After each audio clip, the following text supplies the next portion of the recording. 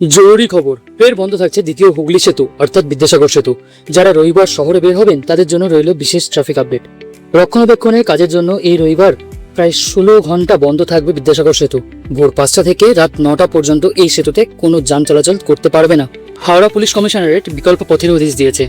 যাত্রীদের ভোগান্তি এড়াতে জেনে নিন কোন পথে যেতে হবে।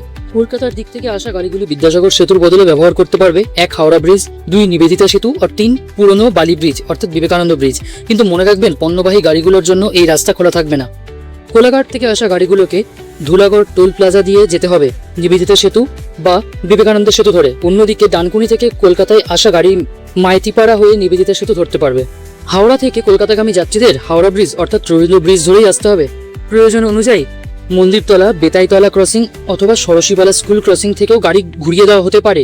দ্বিতীয় Hooghly bridge Hooghly river Bridges commissioners বা HRBC এর অধীনে রক্ষণাবেক্ষিত হয়। সাম্প্রতিক সময়ে এই রক্ষণাবেক্ষণের কাজ বারবার করা হচ্ছে, তাই রবিবার বেরোনোর আগে সময় ও পথ জেনে বার হন। ট্রাফিক রুলস মেনে চলুন এবং সাবধানে গন্তব্যে পৌঁছান। এই জরুরি আপডেটটি সকলের সাথে শেয়ার করুন এবং আরও আপডেটের জন্য আমাদের ফলো করুন। Thank you.